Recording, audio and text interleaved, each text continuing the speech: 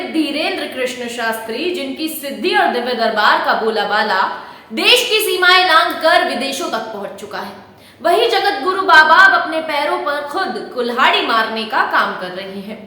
दरअसल बाबा के बात करने का जो लहजा है, उस लहजे ने उनकी सिद्धि प्राप्ति पर और उनके संत होने पर कई बड़े सवाल खड़े किए हैं।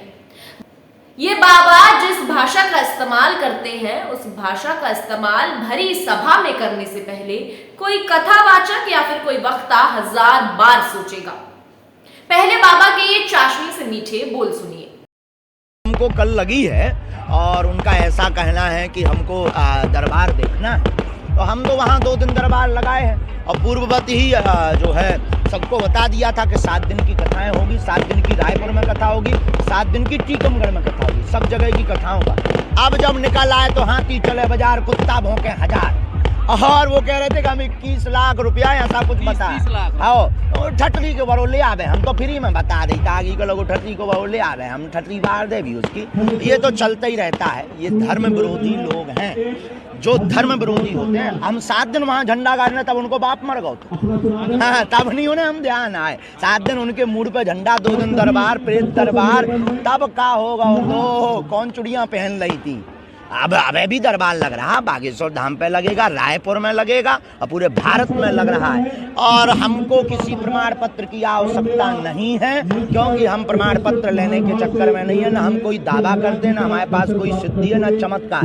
हनुमान जी के हम सेवक हैं और किसी को बनना हो तो वेलकम। और जितने 30 लाख वो हम पे खर्चा कर रहे हैं गरीब बेटियों के विवाह में लगावे, हाँ, और एक बार वो देख लेंगे तो वो खुद हमारे सेवकदार बन जाएंगे।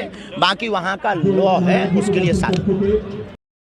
आपको बताएं कि पंडित जी क्यों इस वीडियो में इतने बौखलाए हुए नजर आ रहे हैं और किसके प्रति इतनी ओछी बात कर रहे हैं। इससे पहले एक नजर बाबा के इतिहास पर डालते हैं कि आखिर कैसे बागेश्वर धाम सरकार के प्रमुख पंडित धीरेन्द्र कृष्ण शास्त्री बने।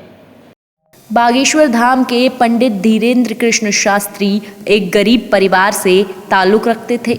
उनका जन्म 4 जुलाई 1996 को छतरपुर ज़िले के एक छोटे से गांव गड़ा में हुआ था। उनके पिता का नाम करपाल गर्ग और उनकी माता का नाम सरोज गर्ग था, और उनके दादा, जिन्हें पंडित धीरेन्द्र कृष्ण शास्त्री अपना गुरु मानते हैं, उनका नाम भगवान दास गर्ग है। भगवान दास गर्ग एक अच्छे विद्वान थे। वो निर्मोही अखाड़े से जुड़े हुए थे। आपको बता दें, धीरेन्द्र कृष्ण शास्त्री का मानना है कि उन्होंने अपने दादा गुरु और बालाजी की कृपा से ही ये चमत्कारी सिद्धि प्राप्त की है, और ये दरबार पहले उनके दादाजी लगाया करते थे। सिद्धि प्राप्त करने के बाद देखते ही देखते धीरेन्द्र कृष्ण शास्त्री दरबार में आए लोगों की परेशानियों को भांपकर उसका समाधान करने लगे, और वो धीरे धीरे जगत बाबा बन गए और दुनिया भर में मशहूर हो गए।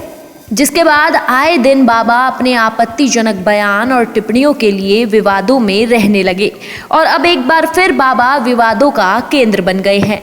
आपको बता दें, उन्होंने अंधश्रद्धा निर्मूलन समिति के ओपन चैलेंज को ठुकराकर अपनी सिद्धियों पर और खुद पर कई बड़े सवाल खड़े कर लिए हैं। दरअसल नागपुर की अंधश्रद्धा निर्मूलन समिति ने बाबा को चुनौती दी थी कि बाबा सरेआम समिति के 10 लोगों पर वो चमत्कार करके दिखाएं जिसके वो बड़े बड़े दावे सरेआम करते डोलते हैं। लेकिन बाबा जी ने इस चुनौती को अस्वीकार कर दिया और अपनी कथा को 2 दिन पहले ही जरूरी काम का हवाला देकर समाप्त करके वहां से चलते बने। इसके बाद विवाद बढ़ गया। विवाद इतना बढ़ गया कि लोग बाबा पर सवाल उठाने लगे कि अगर बाबा सच्चे हैं, बाबा सच में चमत्कार करते हैं, तो बाबा चुनौती को क्यों नहीं अपना रहे हैं। हालांकि अब बाबा ने सामने आकर चुनौती कबूल कर ली है।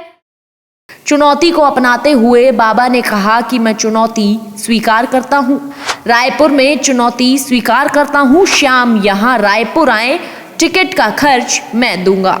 मैं कोई संत नहीं, जैसे को तैसा जवाब देता हूँ।